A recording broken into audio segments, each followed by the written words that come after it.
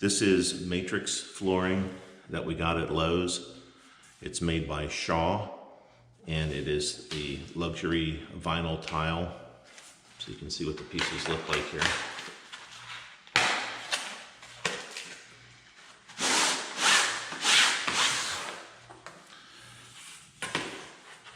They have a long edge, and then which would be like the male side, and then a short edge that the other plank will fit into. And you can see that there's a corner for both ends to meet up.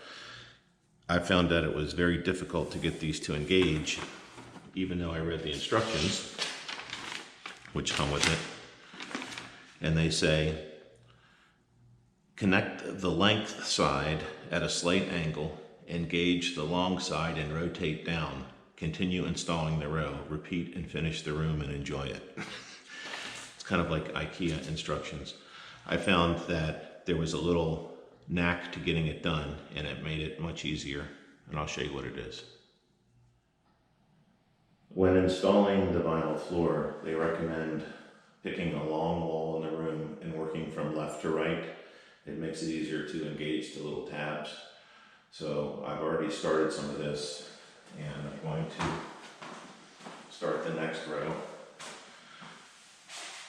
I find it easier to work on the back side of it and pull them towards me. That way I can use my body weight to keep the planks from moving.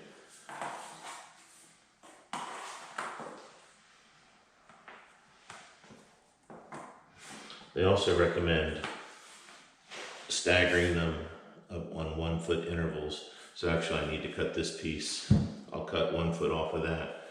And then when I engage it, it gives the planks a staggered look rather than having them all together, which gives them some stability and also makes the pattern look a little bit more random. So let me cut this and then we'll put it in place.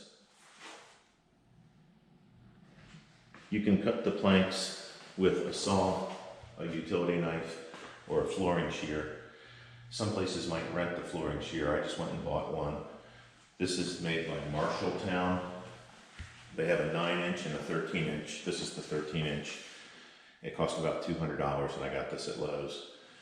Really makes a huge difference. It's a big time saver. In order to stagger the planks, I cut 12 inches off every other one when I start the row.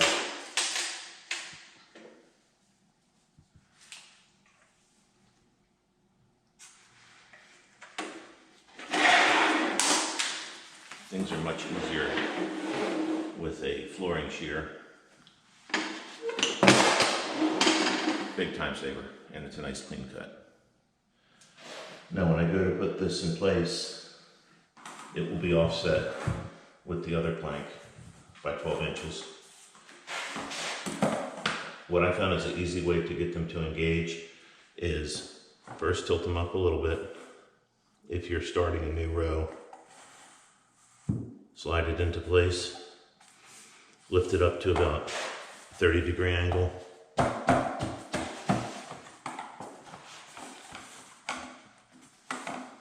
And just,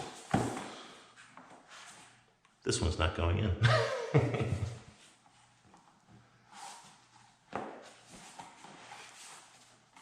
Okay. In order to engage the next plank, line up the short piece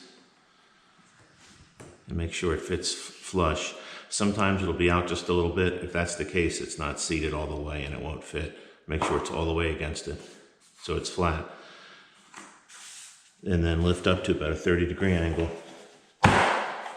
Give it a little hit with your hand.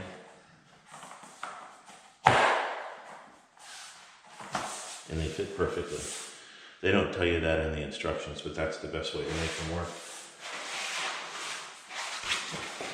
For some pieces, you might want to use a tapping block, or you can use a scrap piece of material and just make sure it lines up, and you can tap it into place. But for the straight runs, it really isn't necessary. Just put it in place,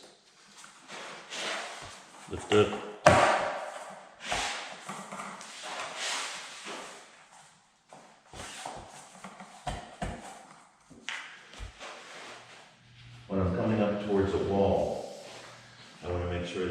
underneath as a trim, but also it leaves a little room for expansion because the floor will move up to 1/4 of an inch as the room temperature varies.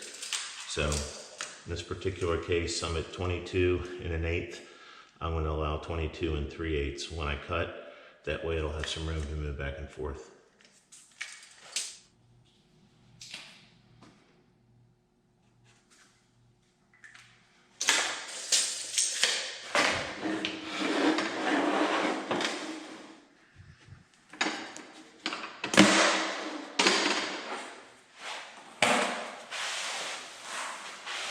Same deal with this. The short end engages, but I still have to get it under the molding, so I will bend it a little bit to get it underneath there. And there's going to be a piece of quarter round there as well.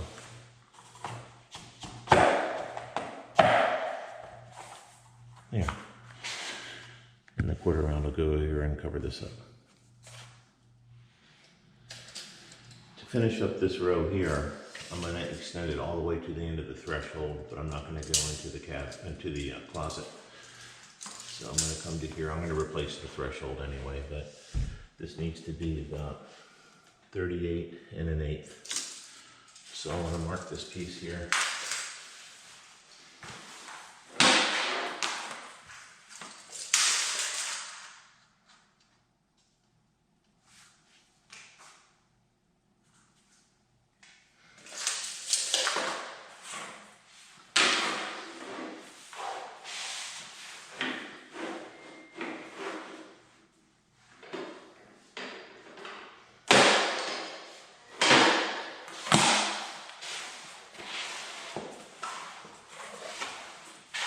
By the way, I'm a homeowner, not a flooring professional.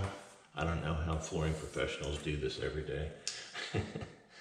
Okay, this is not going to clear because of the obstruction underneath of the frame here. So what I'll have to do is cut out around it a little bit. And I found that the best tool to use is an oscillating cutting tool. These are relatively new, and I saw a couple contractors using these, and these are the best invention ever. You don't need any tools. You can change the blades. You can change the position of the blades. Whatever you want to do. I'm going to measure this, and then I'll show you how this works.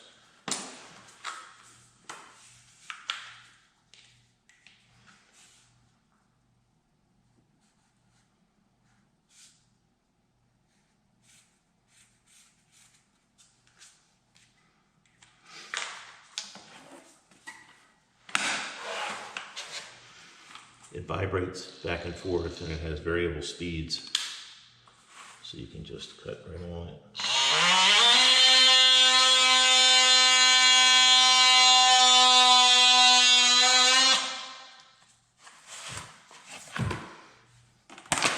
And I'm replacing the floor anyway, so I'm not worried about cutting into it.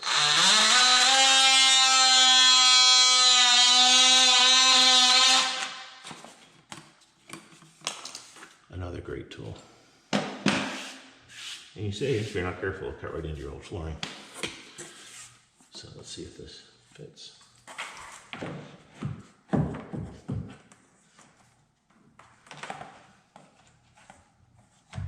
going to have to take a little bit more out here.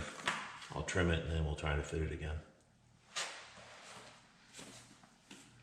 Okay, let's see if this fits now.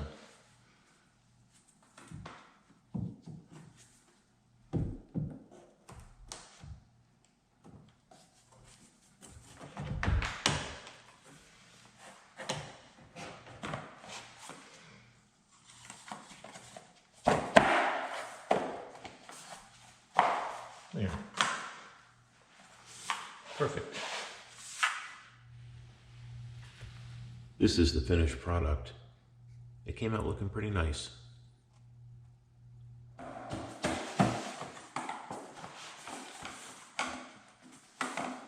And just,